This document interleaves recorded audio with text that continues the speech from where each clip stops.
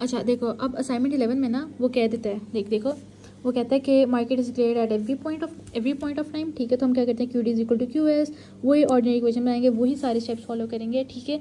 इसमें ना बस एक और चीज़ आता है कि वो कहता है कि जी प्रूफ करो कि जो मॉडल है ना वो डायनामिकली स्टेबल है कि नहीं है, ठीक है। तो हम क्या करते हैं कि D P by D T जो भी हमने निकाला था पहले, तो हम इंटरटेम्पोरल से उसका निकाल लेते हैं ना कि देख जो भी पी स्टार की वैल्यू होती है, इंटरटेम्पोरल जो निकालते हैं ना वो हमेशा पी स्टार की वैल्यू देता है। तो अगर हमने प्रूफ करना होता है ना कि वो डायनामिकली स्टेबल है कि नहीं है ना, हम क्या करते हैं कि लिमिट ऑफ पी टी, ठीक है, और टी गोज़ टू इन्फिनिटी, और जो भी हमने इक्वेशन निकाली होगी ना ये वाली जैसे हमने निकाली थी, है ना, इसको हम क्या करेंगे 4 + 10 ई रेस्ट पावर टी, ठीक है। अब इसने कहा है कि टी में ना इन्फिनिटी डाल दो, तो 4 + 10 ई रेस्ट पावर इन्फिनिटी क्या होता है, ई रेस्ट पावर इन्फिनिटी ये होता है, ठीक है। ये याद रखनी है चीज़ें, e raised to power minus infinity is equal to zero होता है, ठीक है। जैसे 1/इन्फिनिटी इज इक्वल टू ज़ीरो होता है और 1/0 इज इक्वल टू इन्फिनिटी होता है, ये चारों रूल याद रखने हैं। तो इसका क्या आता है आंसर, इसका टोटल आंसर इन्फिनिटी आ जाता है, क्योंकि इसका इन्फिनिटी आता है इसका मतलब model is not dynamically stable, ठीक है। अच्छा इसमें ना वो एक और भी कहता है, जब हम जनरल सोल्यूशन निकाले थे ना सी के साथ, है ना, तो हम इसको फिर वो ना दो वैल्यूज देते हैं कि P0 इज इक्वल टू 14, मतलब इधर T इज इक्वल टू 0 है और P तब 14 आता है, ठीक है। तो इस तरह हमने निकाल लेना है सी की वैल्यू, जिसके बाद हम डायनामिकली स्टेबल वगैरह देखते हैं। अब इसके बी पार्ट में वो कहता है कि सेम इक्वेशन यूज़ करो, मगर देखो कि वो वाला जब change of price over time is directly proportional to the excess demand वाला है, तब वो डायनामिकली स्टेबल है कि नहीं है। हम वही सारे स्टेप्स करेंगे जे के साथ। अब जे वो वाला दूसरा वाला फॉर्मूला लगा के, ठीक है, D P by D T is equal to J Q D minus Q S, ठीक है, पूरा सारा फॉर्मूला लगा के हम सी की वैल्यू निकाल लेंगे, ठीक है। इसका ना एक उसके साथ देखना असाइनमेंट के साथ। और फिर हम देखते हैं ना लिमिट वाला, जब लिमिट ऑफ पी टी, ठीक है, इसमें हम कहते हैं टी गोज़ टू इन्फिनिटी, तो ई रेज़ पावर माइनस टी है ना, तो जब हम इन्फिनिटी देखते हैं तो ये जीरो आ जाता है, जिसकी वजह से P T is equal to 4 आता है। और हमने कहा था जो इंटरटेम्पोरल प्राइस है ना, वो भी 4 है, तो क्योंकि ये दोनों इक्वल आ जाती हैं लिमिट वाली और इंटरटेम्पोरल प्राइस वाली, तो इसका मतलब ये डायनामिकली स्टेबल है, ठीक है। अब ना हमने इसका ग्राफ इस तरह बनाना होता है, जो इंटरटेम्पोरल प्राइस है वो 4 आएगी और इसकी जब P0 इज इक्वल टू 14 है, जो कि हमें गिवन था। अगर जो कहा था ना मार्केट इज क्लियर्ड वाली में, उसमें नॉट डायनामिकली स्टेबल था, तो ये नॉट डायनामिकली स्टेबल है। और अगर डायनामिकली स्टेबल होगी तो हमेशा वो क्लोजर टू पी स्टार जा रहा होगा, ठीक है, ये स्टेबल है। अच्छा इसके बाद आता है जी बर्नौलीज इक्वेशन, ठीक है। बर्नौलीज इक्वेशन ना ये थोड़ा सा मुश्किल मुझे लगा था कंपेयर टू बाकी सारा, ठीक है।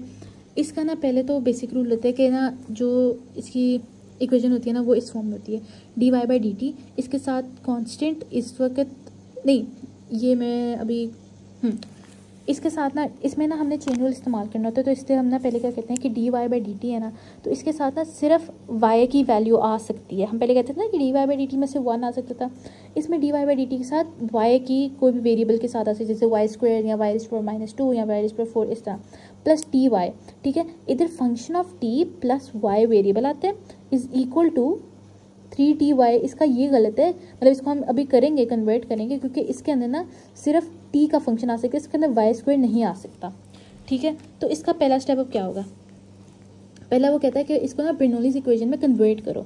तो हम पूरी इक्वेशन को divided by y raise power 2 कर देंगे, क्योंकि हमने कहा था इधर सिर्फ t का फंक्शन आ सकता है, ठीक है। देखो इधर सिर्फ t का फंक्शन आ सकता है, इसको कैंसिल, इधर सिर्फ t का फंक्शन आ सकता है, इधर function of t with y आ सकता है, और इधर d Y by D t के साथ y का कुछ भी फंक्शन आ सकता है, ठीक है। ये इसका बेसिक रूल है। अब हम इसको कन्वर्ट कर लेंगे, ठीक है, वाई रेज़ पावर -2 हमने डिवाइड किया था तो इस तरह इक्वेशन बन जाती है। अब हम क्या करते हैं, जो भी इधर इक्वेशन होती है ना, जो सेंटर वाली d Y by over d t plus t y वाली के साथ होती है, टी वाई रेज़ पावर -1, तो हम इसको कंसिडर कर लेते हैं जेड रेज़ पावर वाई -1। जो भी वाई, हम इधर प्लस कांस्टेंट वगैरह कुछ कंसिडर नहीं करते, बस जो भी वाई होगा ना, है ना, उसको हम कंसिडर कर लेते हैं कि वो जेड है, ठीक है।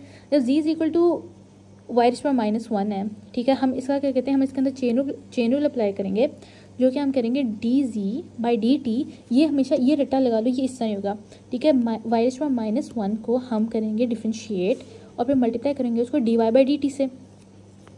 अब जो ये इक्वेशन होती है ना, जो ये वाली, इसको हमने इक्वल करना होता है इसके किसी तरह।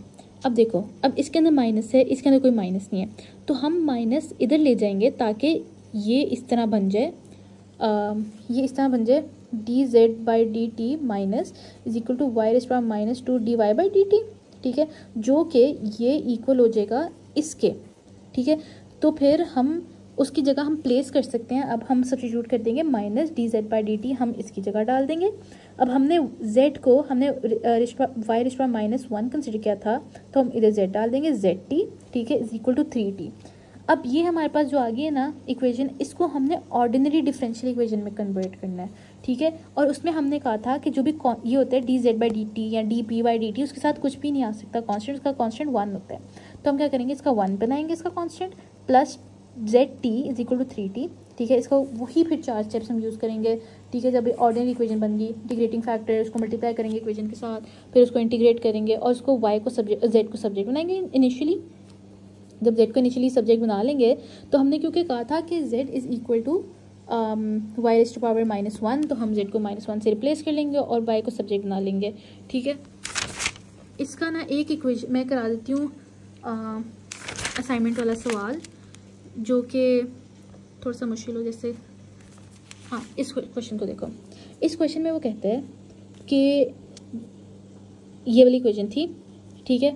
अब मैंने कहा था कि इधर सिर्फ t का फंक्शन हो सकता है, ठीक है, इधर वो हो सकता है लाइक ht का फंक्शन हो सकता है विद y, और इधर क्या हो सकता है, सिर्फ y हो सकता है और dy बाई dt हो सकता है, ठीक है। पहले तो हम इसको रिप्लेस करेंगे, इसको यहाँ लेके जाएंगे और इसको यहाँ लेके आएंगे, ठीक है, ताकि हमारे पास फंक्शन का वो बर्नौलीज इक्वेशन का हम बना रहे हैं। अब क्या करते हैं, d Y by D t के साथ टी स्क्वायर नहीं हो सकता, ठीक है। तो हम क्या करते हैं, हम पूरी इक्वेशन को डिवाइड बाई टी स्क्वायर करेंगे, ठीक है, ताकि d Y by D t के साथ टी स्क्वायर हट जाए और इसके साथ कुछ भी आ सकता है, ठीक है। और इधर माइनस वाई स्क्वायर नहीं हो सकता, तो हम पूरी इक्वेशन को माइनस वाई स्क्वायर से डिवाइड करेंगे ताकि इसके साथ आ जाए, इधर नहीं आ सकता। इस तरह हम डिवाइड करके, देखो मैंने ऊपर लिखा है डिवाइड बाई टी स्क्वायर और फिर डिवाइड बाई वाई स्क्वायर, जहाँ भी पहले किया हुआ है, ठीक है, पहले स्टेप में किया हुआ है। अब वही जो भी y का होगा ना, इधर देखो, इधर y के साथ इधर 1/y है, ठीक है, basically means y is power -1, ठीक है। हम फिर उसको क्या करेंगे, D Z by D T, उसको हमने z कंसिडर किया था, D Z by D T is equal to उसका differential into D Y by D T. अब इसको हमने इसके इक्वल करना था, ठीक है, तो हमने -1 को उधर ले गए, minus Z by D T आ गया, उसको रिप्लेस कर दिया, 1/y को हमने z कंसिडर किया था, तो ZT आ गया, Z/T आ गया और is equal to 1/t square इधर से आ गया, ठीक है।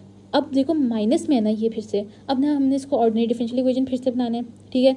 तो इसका हम -1 से मल्टीप्लाई कर देंगे ताकि +1 हो जाइए, तो और पूरी इक्वेशन की साइन चेंज हो जाएगी, और फिर वही 4-5 स्टेप हमने फिर फॉलो करने हैं ताकि हमारे पास आंसर आ जाए।